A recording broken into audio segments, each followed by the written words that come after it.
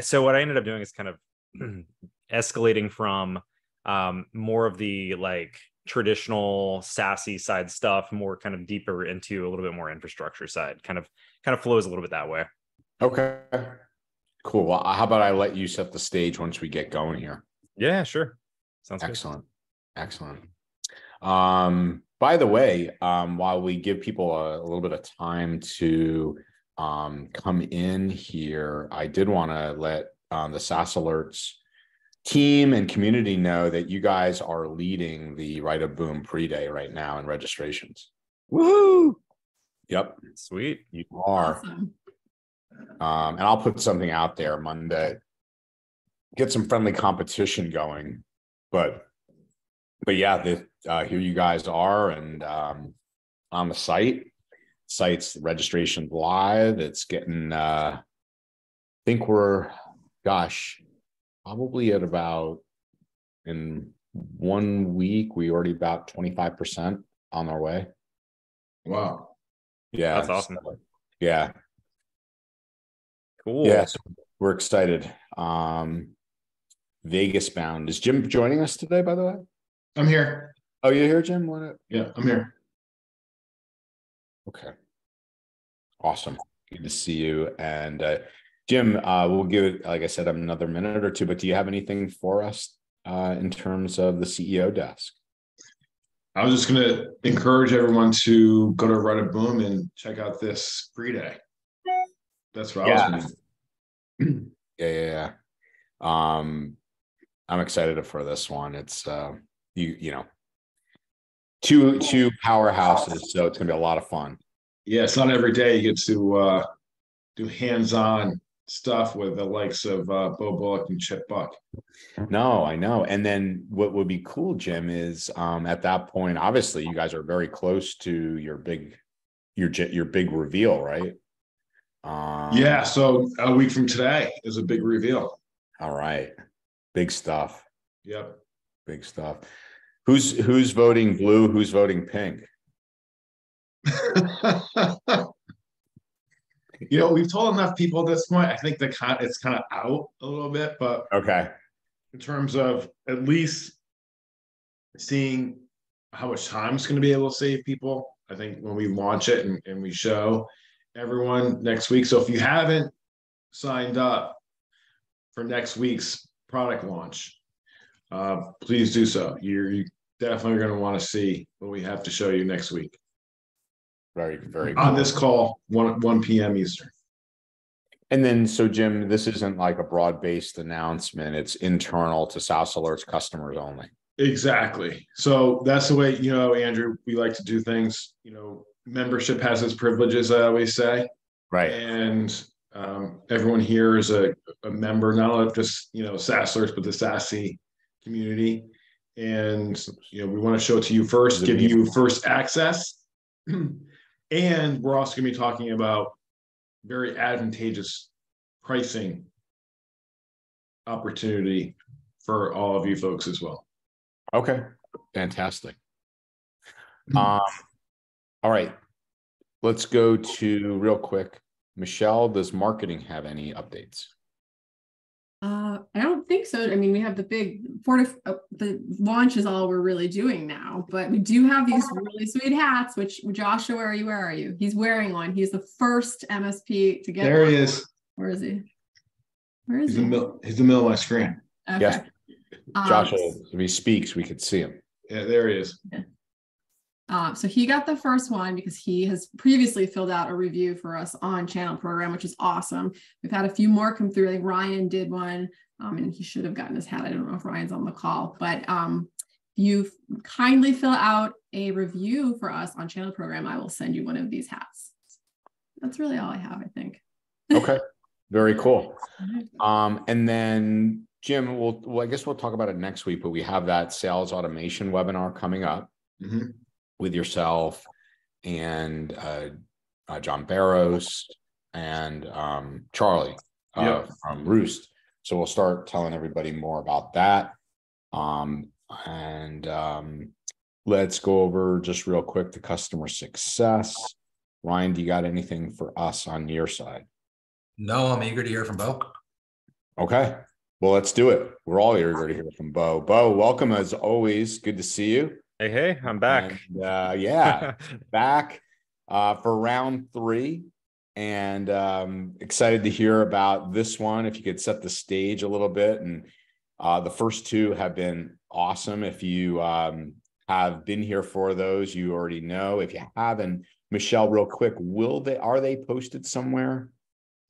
The videos, yes. Yeah. They're on our YouTube channel, and there is a playlist of Sassy calls. So it'll be the last, well, after today, it'll be the 13th, I think we started, the 20th, and then today, the 27th. So. Okay. Would you be able to pop that in there for people that are with us that may not have been able to catch all those? And Beau, the floor is yours. Let's get on into it, my friend. All right. Awesome. Yeah, so like they mentioned, we've done 2 of these so far, and basically the gist of it was Andrew said, hey, you got this cloud deck of backdoors and breaches, so why don't we make some scenarios and kind of walk through it?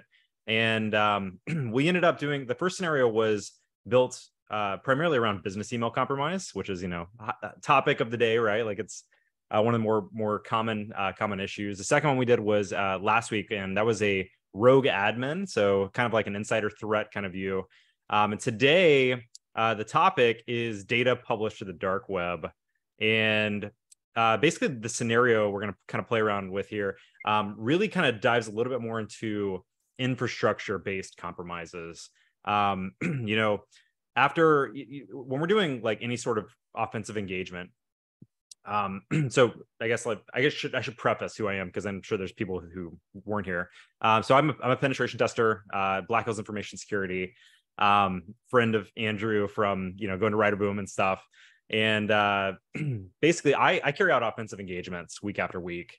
I attack cloud networks primarily now. It's I would say like my main focus area for the most part is just researching and finding interesting ways to attack cloud environments, and that includes both the SaaS and the IaaS side as well. And through that, I ended up writing a class called Breaching the Cloud, which is really it's a 16-hour course that's primarily focused on just teaching you how to hack cloud networks. And a lot of what you have seen throughout the last couple webinars, and in this one included, are really like content like directly from my class. And that's also what ended up kind of leading into us making this deck of cards called Backdoors and Breaches Cloud Edition. So the quick highlight again for those who haven't been here, Backdoors and Breaches is it's an incident response card game that was developed by Black Hills Information Security with the idea of helping train your incident responders and help get a conversation going around certain scenarios that may occur in your environment. So, if you're, wanting to see how your incident responders would respond to, ransomware, or you want to see how they would respond to, a phishing attack against your employees.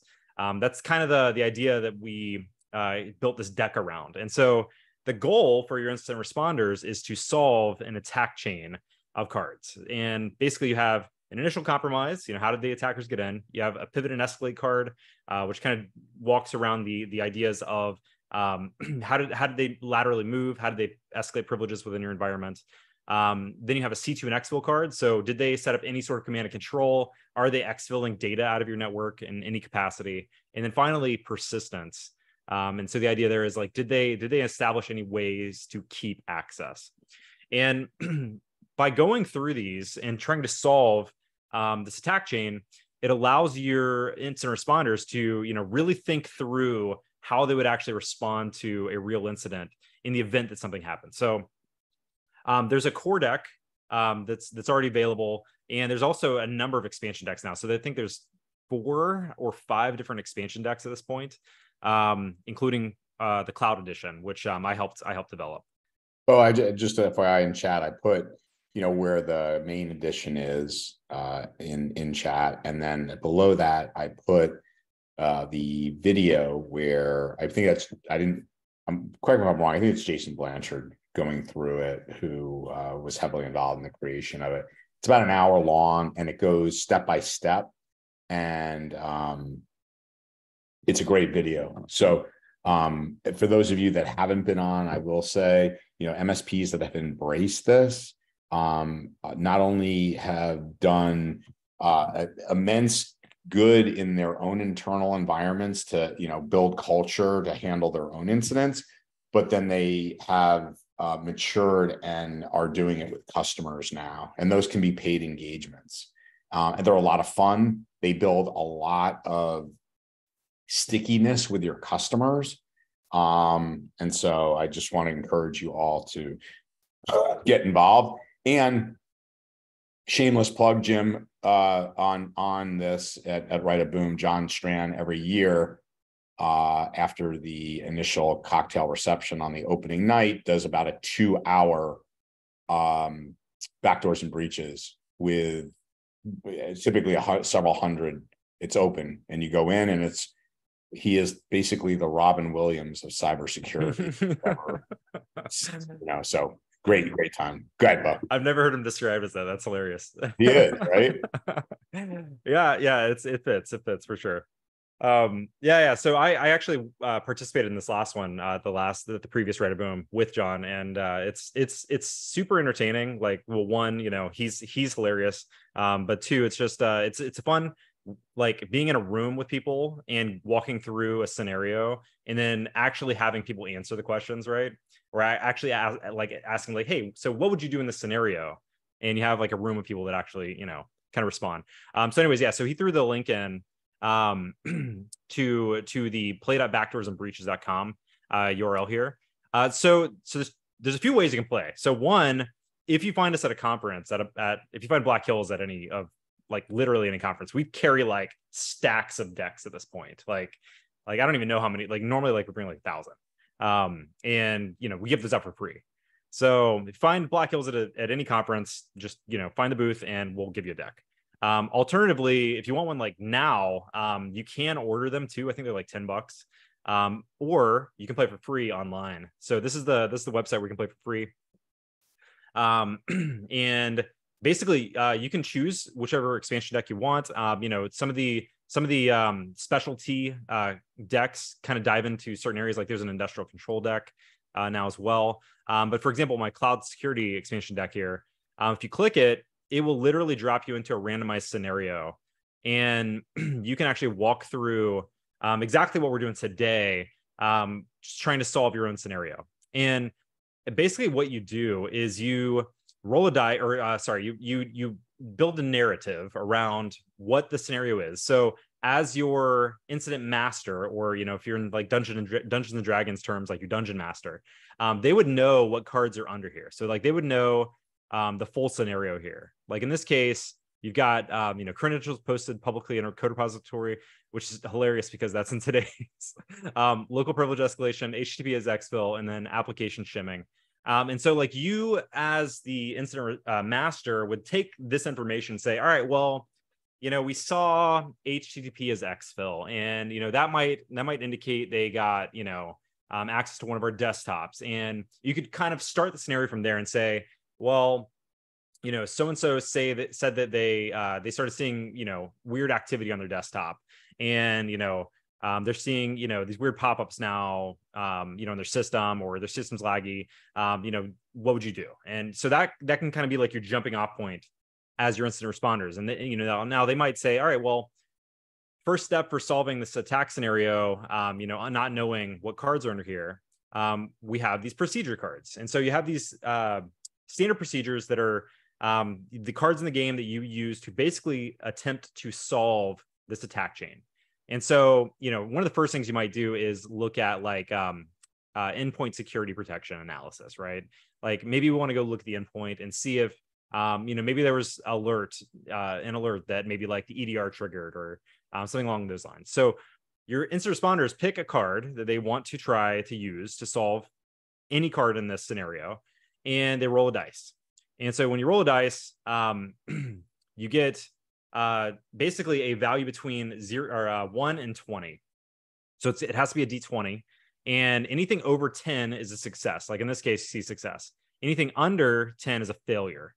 And in the event that you fail, you don't get a flip card. In the event that it was a success, you get to flip the card that was actually like associated with that specific detection. And that's basically just the game. You have 10 turns to solve this attack chain, and if you don't in 10 turns, then you fail and you start over again. That's basically it. It creates kind of like a gamified way of doing a tabletop scenario. So let's dive into today's. So, like in the previous webinars, I've made it more of a contrived scenario, along with like the entire response kind of procedure cards throughout the entire thing, and the same today. But basically, the way we'll start it is we have a scenario start here, and in this case, we have you have been informed that your customer data has been uploaded to a popular dark website and is being sold to the highest bidder. So, like bad scenario, right? Like something you don't want to ever see. And now you as incident responders, like, where do you even go? Like where do you start in this scenario? You realize your data has been stolen. You don't know where it was stolen from exactly, but you do know that it is being sold on to the highest bidder. So what are we going to start with? Let's find our first link in this attack chain.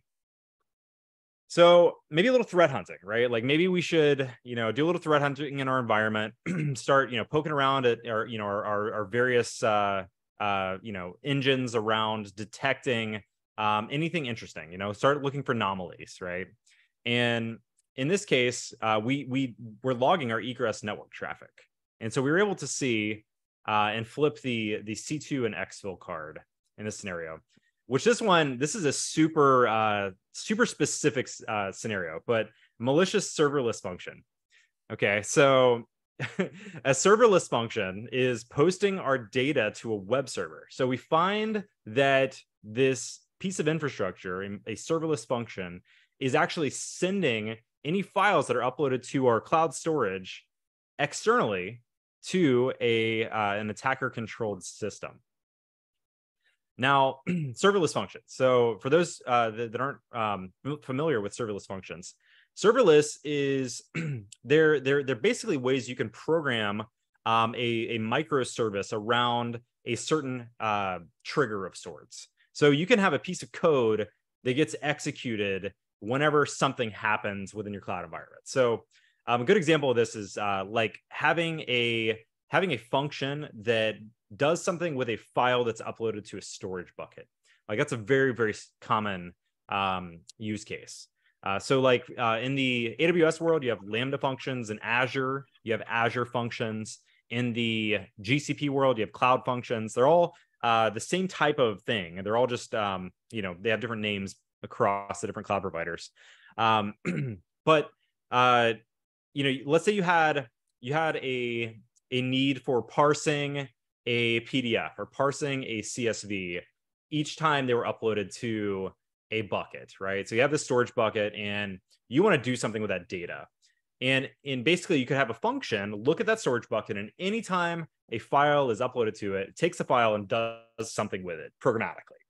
It's a very common example. Another common example is leveraging something like API Gateway or a web-based interface for triggering the function as well. So imagine you have, a piece of code that you want to do something within your cloud environment, like execute some functionality, or maybe create a user, or move some data, or query a database even. You could have that tied to a web request that is sent to something like an API gateway on AWS. And so these are the types of things we typically see in the serverless world used for.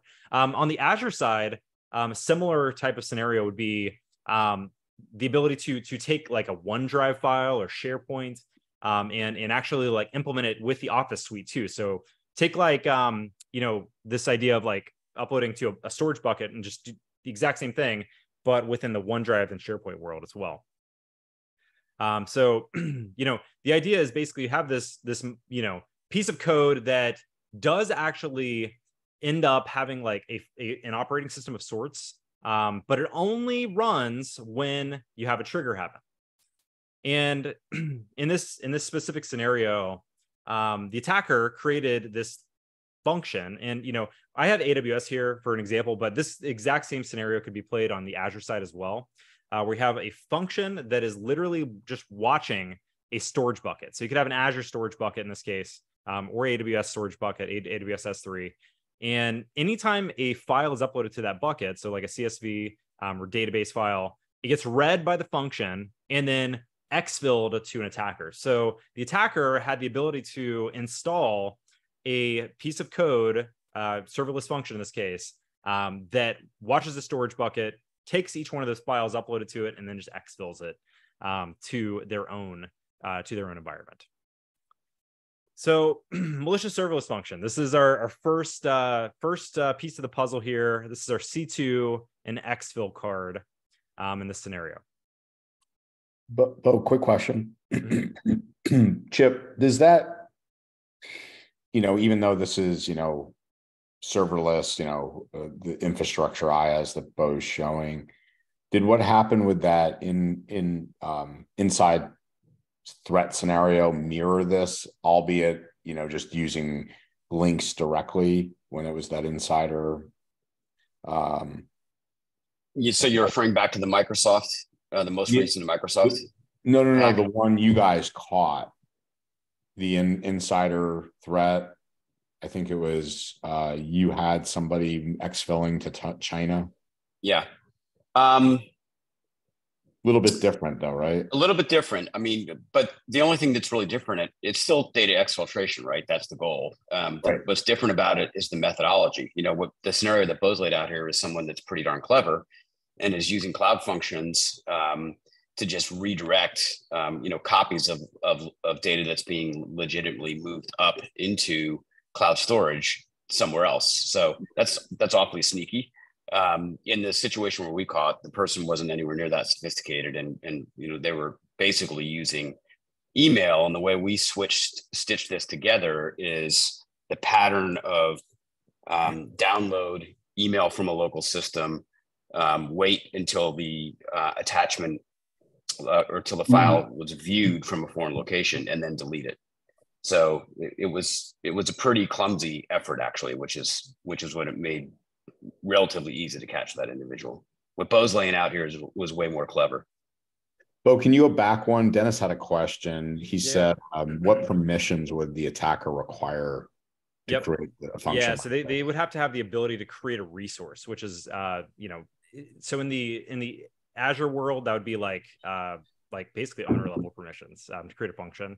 And same thing in the AWS world. Like they'd have to have the ability to either have like create Lambda functions ability, which is not necessarily like an admin, like in the grand scheme of things, but a lot of developers have those types of rights pretty often, a lot of, general IT. But one of the things I wanted to really paint here through this scenario is, I think like a lot of times in traditional breach scenarios, one of the first things that we end up doing is just cutting off access, right? It's like, oh, we know that account was compromised, so let's, reset their password or, in their sessions. But with cloud environments, one of the bigger things that I've noticed is that you have much more capability around leveraging other resources as your backdoor or as your persistence, right? Or as a way to leverage the built-in resources and services really to operate in the way that you would if you still had access, right? So like in this case, they create a Lambda function and it's living there. Now, if me as an incident responder, if I don't go and not only remove their access as a user, but if I don't investigate, what else did they create, right? Like, did they actually create anything interesting like this, right? Then you saw that AWS function that's just living out there.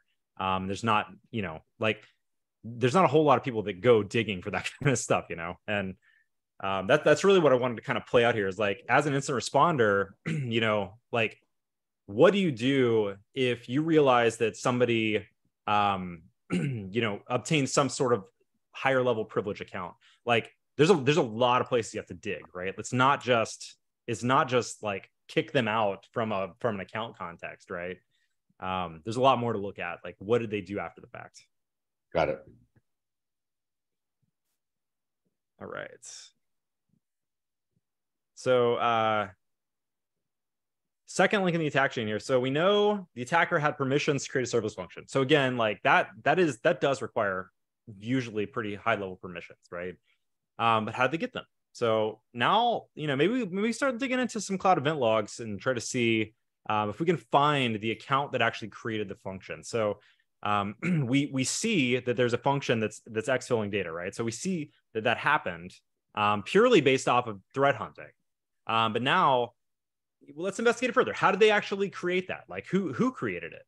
And maybe that's where our cloud event logs can point us to, some specific account that actually created that serverless function. So this takes us to the pivot and escalate card.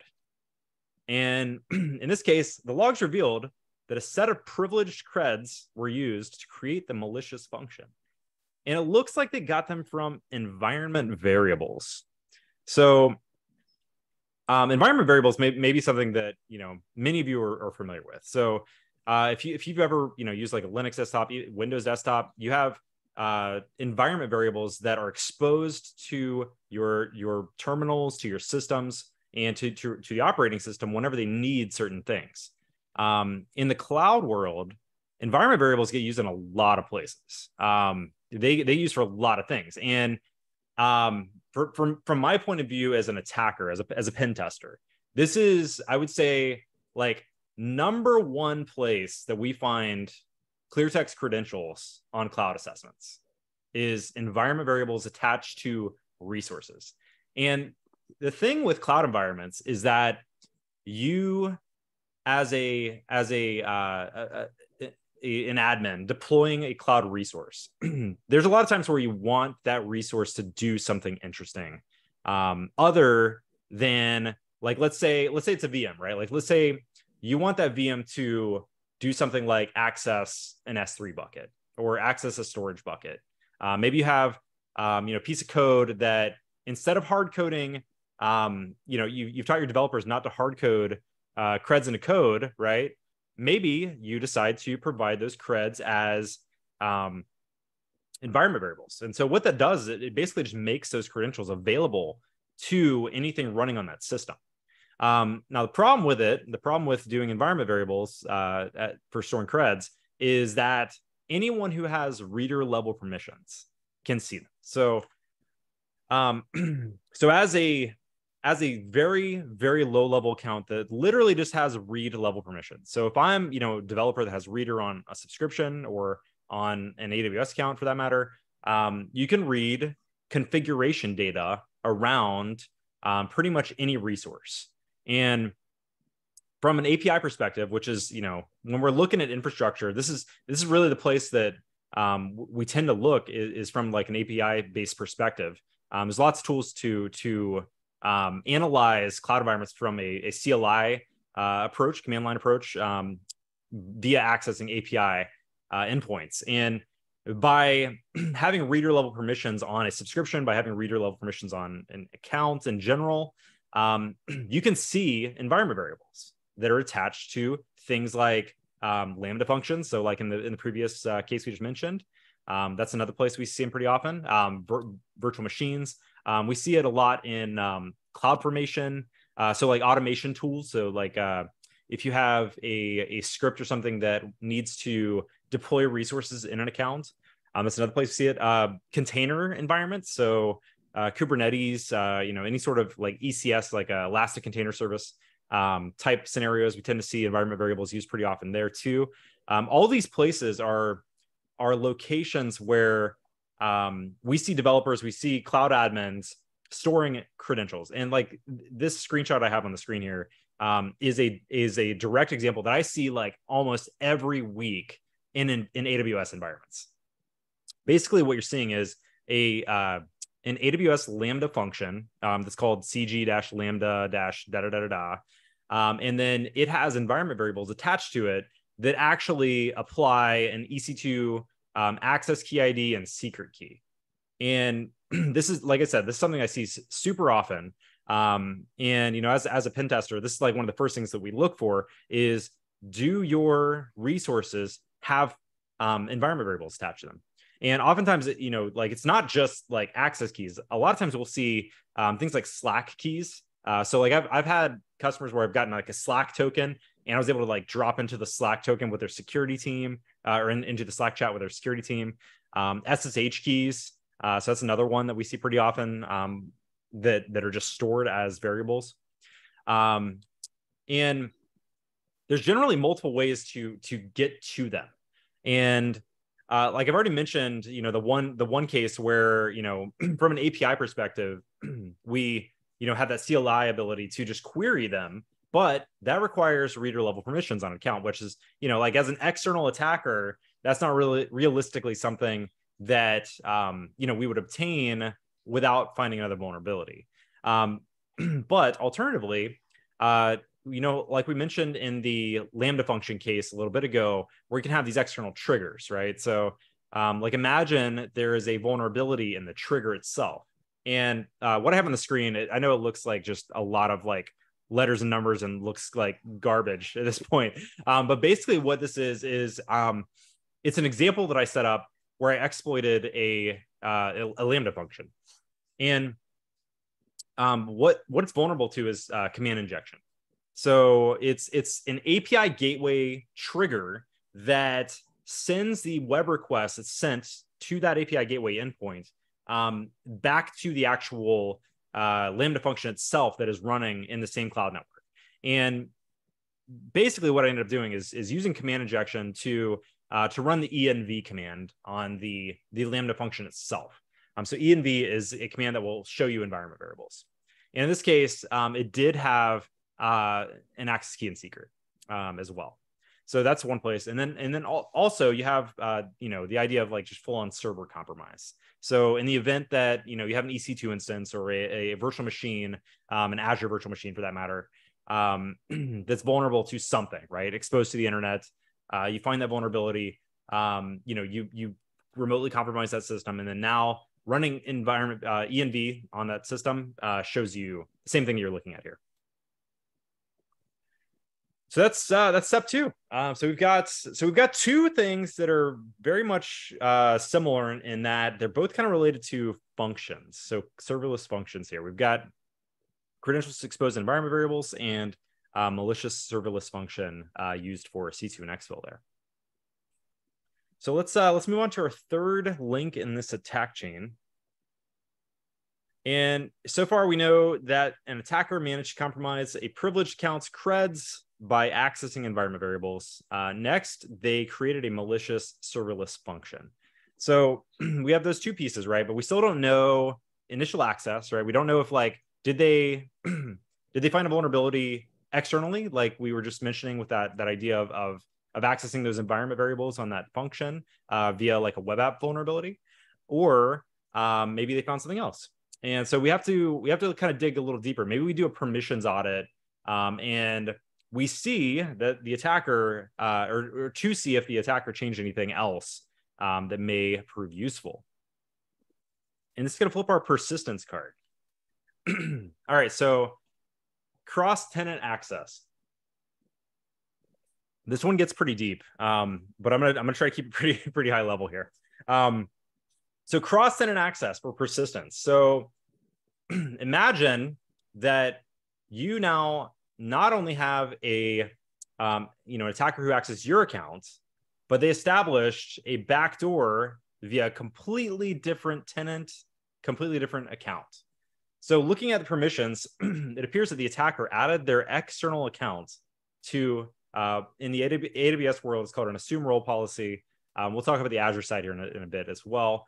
But the gist is that from a persistence perspective, the attacker is able to assume a policy within our account from an external account. And basically the way this works is through trust relationships with a given entity or identity in a certain place. So oftentimes you'll see policies applied to internal accounts. And there's a lot of times where you want to provide temporary access to somebody to do something that may be more privileged, right? Without giving them, let's say like admin privs, right? Maybe there's a certain role that you want to give them that only lets them modify or change things on an as needed basis, and their access is limited to, let's say, like an hour, right? So in that kind of context, very, very often you see this applied internally within a tenant. But additionally, let's say that you had a third-party contractor, like for example, a pen tester, and you didn't want to create an account within your own tenant for that pen tester. You can give a pen tester, or a, for that matter, any kind of third-party consultant, access to your tenant via a policy that's applied to their external account. And that's where these role policies come into play. So in the AWS world, they're called assume role policies. And basically the way this works is you have, let's take this screenshot, for example, here. So on the left, we have account ID 123456789 012. So picture that as your tenant A, right? So tenant A in the Azure world. On the other side, you have account 111222333. That'll be our tenant B. And basically, we want this Joe account on the left in a completely different tenant to be able to access our database, right, in our environment, but only on a temporary basis. We don't want their, so, a reason why you would do this is in the event that they did something that was not great, and like they exposed their key somewhere, that key is not going to have long-term access to your resources, right?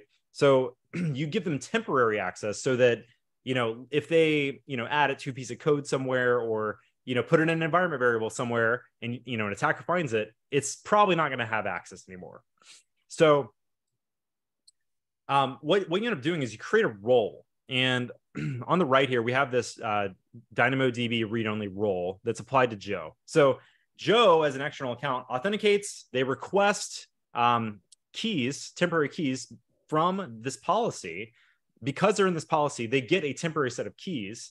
And so that temporary set of keys could be, in the AWS world, it's literally an access key, a secret, and a session token.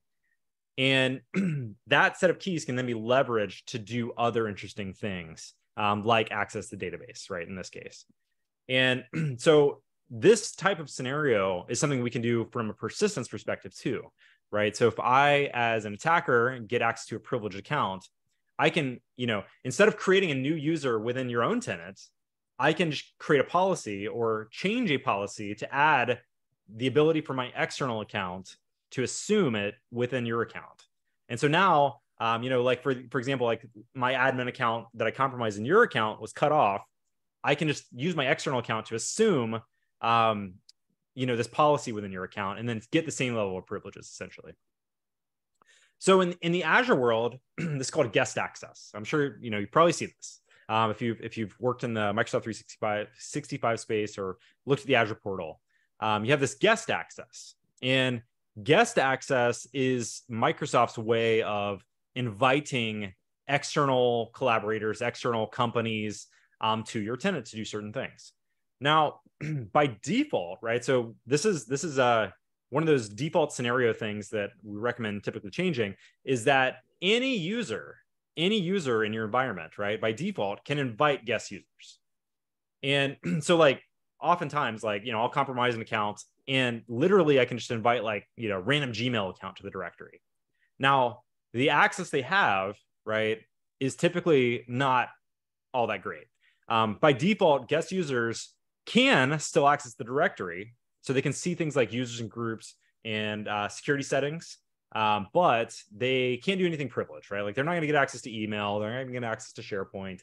They're not going to get access to a lot of the other services you care about. However, as a red teamer, this is something that, if we're ever doing any sort of long-term engagements, like, 6 months to a year, this is actually really, really useful for us because as you know, like employee-based changes, users change within an environment, and having that direct access to the directory itself gives us an updated list of employees to target, right?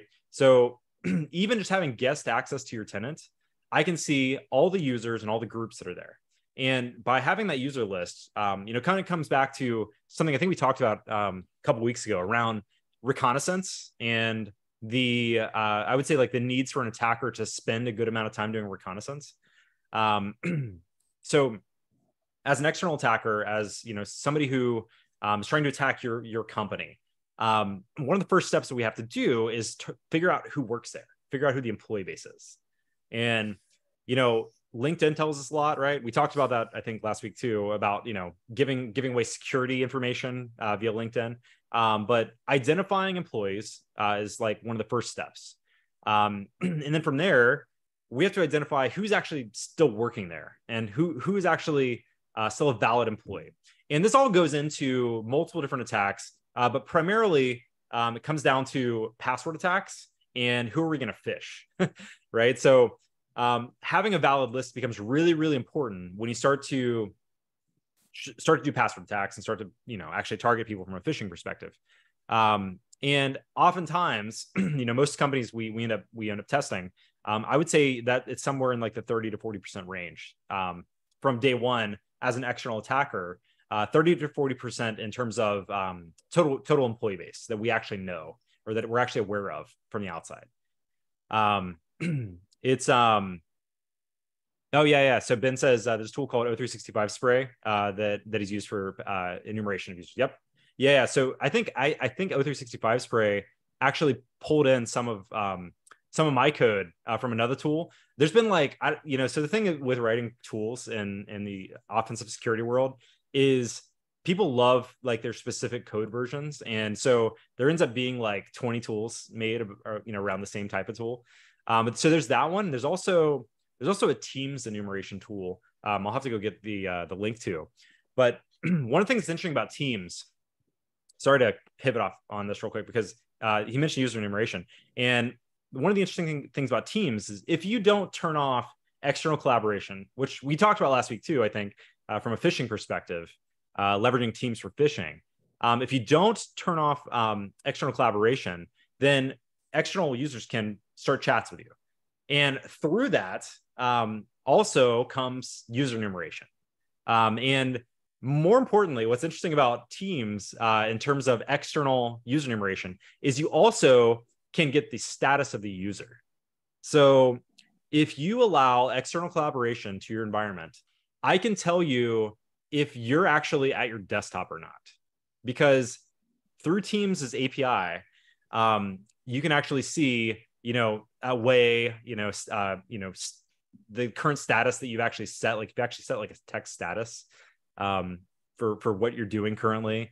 A lot of that stuff you can actually see anonymously if you do allow external collaboration. So that is an interesting way to do user enumeration too.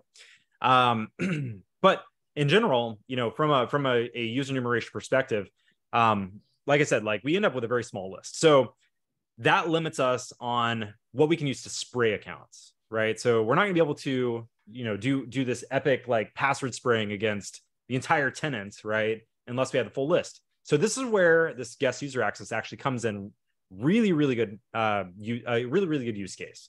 Like I said, like long-term engagements, we want to be able to have an accurate list throughout the engagement without necessarily having to refish somebody or without having to spray somebody. So via having a guest user account, we can read the directory, have the current version of the directory list, and then take that into whatever other attacks we're going to end up doing. All right, moving on. Okay, so we've got three pieces of the puzzle here. We've got creds exposed and environment variables as our pivot and escalate. We've got malicious serverless function as our C2 and exfil. And then we've got cross-tenant access for our persistence. So final link in the attack chain here. We still don't know how they got initial access. So let's take a look at the SIM, and maybe that can help point us in the right direction here. This is going to pull our initial compromise card. And it's reported that one of our developers' access keys has been used to log in from multiple locations. So one of our developers' creds, in the Azure world could be, straight up like, Azure AD credential, could be service principal. In the AWS world, it could be an access key or secret, has been used to log in from multiple locations. So investigating into it, we ended up finding that the dev accidentally posted their access keys to a public code repository. So this is something that happens like way more often than you want to know happens, but code repositories are, they're places for, you to store pieces of code. And so what ends up happening is you have developers that not only code within their organization repositories. So think of like GitHub or GitLab or Bitbucket. There's all these different types of repositories. You have developers that, have organizational accounts where they can post code to their organizational accounts, but they can also post to public repositories. And oftentimes what ends up happening is they'll take a piece of code home, right? Maybe they want to test something out, and they post it to their own, personal repository, but they included some sort of authentication based token or key in the code itself. So, think like maybe you have, a piece of code that needs to authenticate to a database. Like that could be one example. Like we see connection strings in code all the time. We see access keys and secrets for automated services like Terraform. And this is something that, we as attackers look for. And I guarantee you, like real threat actors are spending a lot more time than we are. Like we do like a precursory kind of look, right? But really diving into personal repositories is not usually like in scope, right? But what I do typically at least do is I try to identify developers at an organization. First off, I try to identify the organizational based repository. So oftentimes you'll have like the company itself will have its own code repositories. And then I'll try to find personal code repositories. And the thing with repositories is that they store commit history. So everything that's ever happened, right? So any change that you've ever made to a piece of code gets stored in what are known as commits, essentially. And so, like let's say you went and you removed a comma or you added a new function. All of that is tracked in these repositories. So if a developer accidentally posted let's say a username and password, right, to a code repository publicly available on the internet, they realize it. They're like, oh, that's bad. I'm going to go remove it. If they just create a new commit, right, and they just delete the username and password and then recommit it, it is still going to live in commit history. Like the current version of the code, you won't find that password. However, if you start to dig through commit history, you might find that it still exists there. So devs actually have to go and scrub commit history as well. And this is where we tend to find things like secrets. Public repositories for sure. Like, there's a number of tools. So TruffleHog is one. GitLeaks is another one that we tend to rely on. They go and pull all the commit history, search through them for common keys, that kind of thing. And then we'll tell you if they're there. So GitHub too, GitHub also does a bit of this itself. But you can, so there's now a code search functionality on GitHub that's pretty good. You can literally go to the code search function and search for secrets and find secrets today. Like it's scary how many secrets are just literally exposed on GitHub. I was looking the other day for Cognito. So AWS Cognito has these identity pools basically. And by having those identity pools, oftentimes you can register a new user in the repository. And I just did a quick search on GitHub, and there was like thousands of identity pool IDs just on GitHub. Like that's not good. Like that's really bad. So anyways, this like I said, this is something that happens a lot more than you think probably would happen or that should happen. Like you probably, like I would imagine most developers would be careful, right? Like you'd think like, well, they shouldn't be, they should know better than to publish secrets, but I don't know if they're just rushed or what, but it ends up happening a lot more than it should. I've been on multiple red team engagements where we've gotten in because we found creds on a public code repository. And so that solves our full attack chain here. We've got all four pieces. our initial access. Some attacker found creds in a public code repository. They authenticated to our, our cloud account, right, as whatever that dev's privs were. And leveraging that dev's privs, they were able to read environment variables from something like a Lambda function or an EC2 instance or a virtual machine for that matter. And they found more creds. And they used those creds to create a malicious serverless function that then exfilled our data, right, out to the attacker controlled server. And just for safe measure, they also created this cross-tenant access. So they had a backdoor, right? So they wanted to maintain access. So they established that persistence by creating that cross-tenant access. So like this scenario is a very common, like what I would consider like a cloud pivot type of thing. Oftentimes you'll see like when we look at like pivoting in the cloud, the way it looks in a lot of cases is pivoting from resource to resource from a credential perspective. Like in this case, we started out with a dev's keys, right? We authenticated, and then we found another set of keys, right, in environment variables. That kind of thing happens in the cloud world pretty often, where it's like, oh, I found a new set of keys, and that set of keys has different privs than I previously had. And so I'm going to use that to authenticate and figure out what I can do and find that it does something else interesting. And it kind of chains together like that. So, that's pretty much the scenario here. I don't know. Were there any questions or anything? I know we got like 9 minutes left. Kind of ended a little early there, but are there any questions around the scenario or any comments, concerns? Andy, you got your hand up, right? I do. And I just wanted to say, Beau, wow. This is really amazing stuff. And I'm really grateful for you presenting today. And the keys to keys is what blew me away, is that this is very sophisticated. And this is, I would think, very commonplace. You say happens frequently, but I would think this is a very commonplace scenario where creds are exposed on GitHub or someplace else, and they're able to get in and get it. So thank you for that. Absolutely. Yeah. So, I mean, I can think of a few off the top of my head, like public cases. One is Capital One, like a similar case to this happened to Capital One.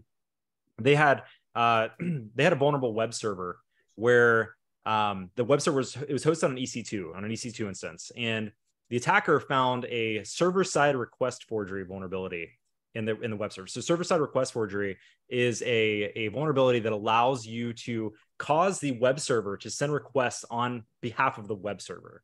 And in doing so, they actually had it hit the instance metadata service. So every virtual machine in a cloud environment, I think we had one of our actually, no, I guess we didn't. I'm looking at the attack scenarios now. I didn't include instance metadata service in any of these attack scenarios, but quick high level on the instance metadata service. Basically, every virtual machine in any cloud network has this web service running on it called the instance metadata service. And the instance metadata service is a way to basically orient your virtual machines in your cloud environment. So you can tell it, the security groups they're a part of. You can tell it, the host name, like you can have it give it startup scripts, all kinds of stuff like that. But one of the more common things is that you can also provide roles, which is kind of what we touched on in the cross-tenant access piece, where we were talking about assuming a role. So you can provide a role to a resource as well. So like, let's say that you want to give an EC2 instance a role that allowed it to access other S3 resources. You can provide that as a role policy. And the way that the virtual machine actually gets those credentials is by sending a request to the metadata service, which is just a web server running on it's a non-routable, like publicly routable IP address, 169.254.169.254. And so anyways, so Capital One attacker, they found SSRF. They caused the web server to send a request to the metadata service. And by sending a request on metadata service, they got a set of temporary credentials, right? That gave them access to other stuff, right? So they had already compromised this web server, and they got access to a set of keys that gave them access to S3. and they were able to log into S3, and then that's where they got like 1 million credit card numbers or whatever it was at the time. So anyways, yeah, so chaining these together is like, that's real. Like when I look at a cloud environment, I try to pick out those little pieces where like you could chain, one hop to another hop to another hop, because oftentimes you'll have accounts that are only privileged to do certain things in a cloud environment. So like in this case, the developer, so one interesting thing to point out here. So the developer themselves, right? Like, so the code, the creds that they had in their repository, that set of creds may not have had the permissions to do steps 3 and 4 here. So they might not have been able to create a malicious serverless function. They might not have been able to establish that cross-tenant access. But by finding another set of keys, right, and environment variables for, let's say, a Lambda function or an Azure function for that matter, that set of keys that's tied to that specific machine actually had more privileges to do the rest of the attack. So, speaking of Capital One, didn't John, wasn't he called as an expert witness? Yep. Yes, he was. Very cool. Did I cut somebody off? I'm sorry.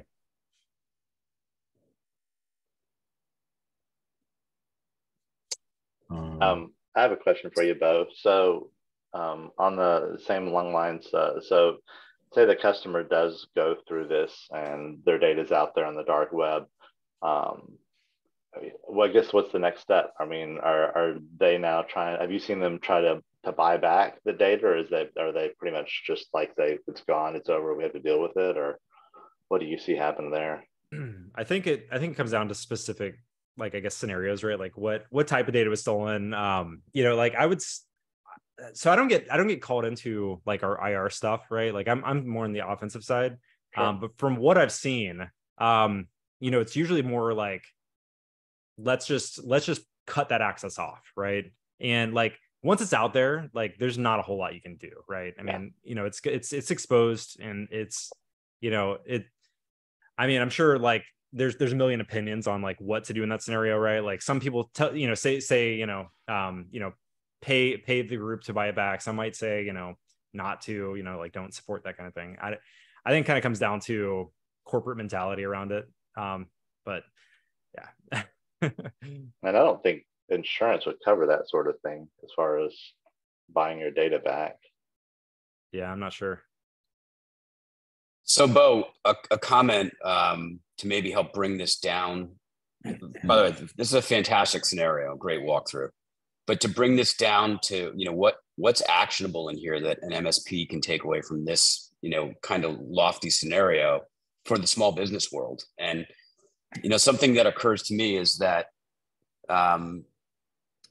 MSPs are really becoming security consultants as much as they've ever been application consultants and hardware consultants and network consultants, and having an awareness around things like OAuth and ASVS certification for the vendors of their customers who are creating web applications. If you're an MSP for a medium-sized business and somebody's out there building a site, what role do you think the MSP should play in ensuring that site creator, that those coders have some kind of level of credibility and are aware of these potential breach scenarios? Yeah, that's a really good question. So that's, I was actually going to ask you because I know that so keep in mind, like from my point of view, we do work with MSPs every so often, but the majority of our customer base is like, normal, corporate America stuff.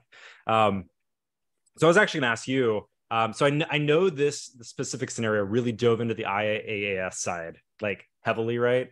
And I was actually curious, like how many of the MSPs, like, not only the SaaS alert side, but like the MSPs on the call, how many of you guys actually have customers that are using infrastructure or that you're actually like managing? Because, to kind of bring it back to your question, Chip, is that like, I as somebody who does security consulting for, multiple organizations, one of the things that I see is that M365 customers, like, so Microsoft 365 specifically enables organizations to dabble and to like start to deploy resources on the Azure side super easy, right? like you're already a customer. All you literally have to do is create a subscription. And then you can start deploying all this stuff. So like you mentioned, Chip, like, you might have a customer that maybe they want to develop a web application. And, like it's literally a click for them to do that. Right now, the code is one thing, right? But then how are they actually deploying it within the cloud environment is a completely different ballpark, because it is, there's ways to develop it as a service, right? You could deploy a web app service. You could do it the old school way, deploy a virtual machine like a, Linux, Ubuntu server, and then install the full like LAMP stack on it, and do it the old school way. But like, yeah, like configuration and understanding, like, I would say like the cloud-based risks like this, I mean, I would think it's important, but I mean, maybe you could answer that better than I can. Yeah, I mean, I think it's an area that the MSP community hasn't really grown a lot of muscles in yet, for the most part. Like, if I'm going to generalize, because it's pretty new. The recognition of these sorts of threats, and we're still in the phase where business application functionality is still moving into SaaS. It's not all there yet. I think, any new company that opens its doors today is going to be 100% SaaS company, right? No one's going to be buying servers and installing software anymore. Mm-hmm. But there's a long, long tail of that legacy approach to deploying business services. And I think MSPs are part of that long tail, and they're in the transition. So, I think this is really important information to get out to them, that even a simple customer website, that's built with WordPress that is out there has got vulnerabilities, and, who's paying attention to that? That's pedestrian compared to the scenario that you just laid out. But it all has to be evaluated from a security standpoint. If you're taking money, if you're collecting any sort of customer information, even on the most simple web form, you've got vulnerability capability, possibilities, you've got exposure.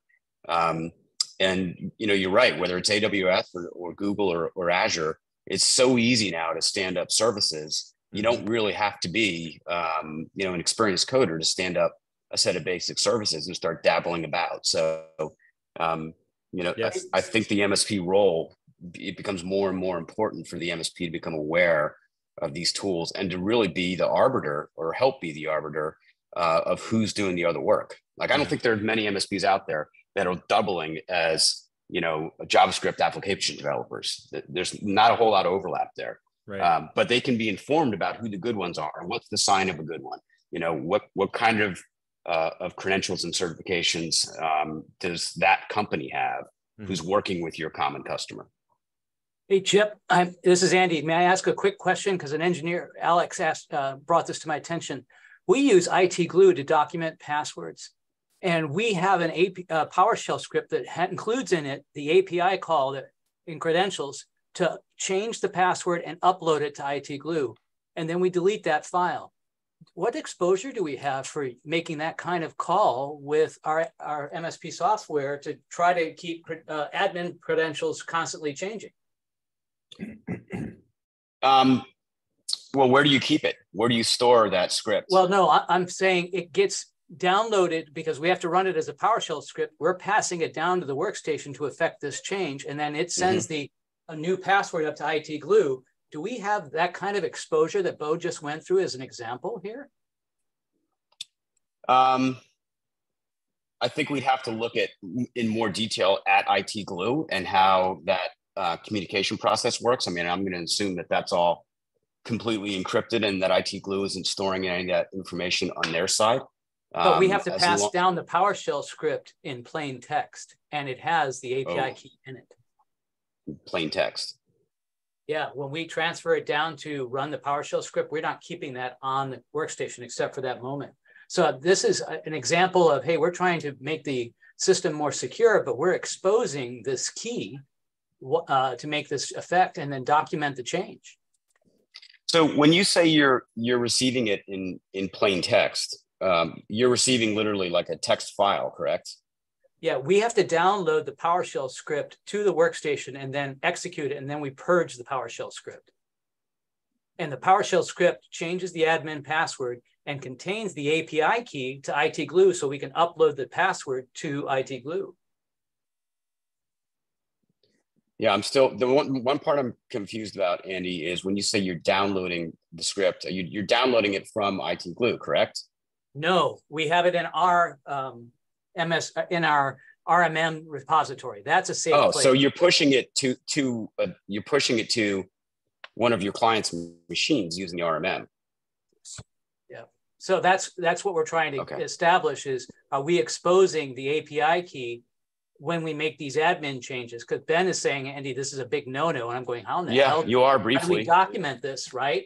And how do we affect device security at the admin level more effectively?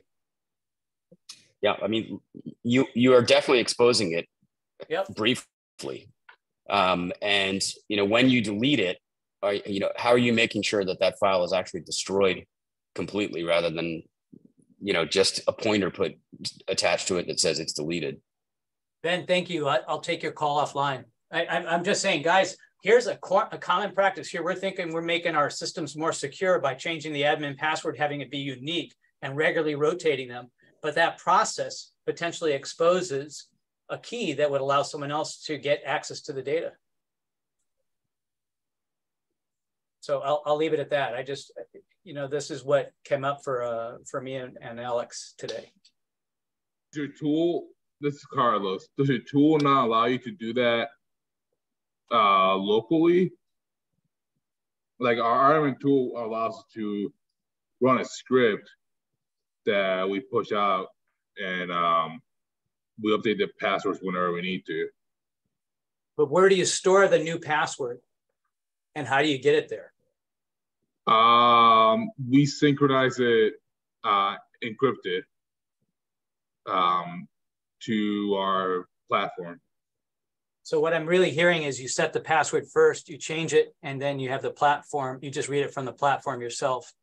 Yeah. So yeah, we change the password on our side, and then we synchronize it to the computer. Cool. Thanks. By the way, we got that PowerShell script from CyberDrain, so it's out there as, hey, here's a way to do this, but it's not the right way to go about it.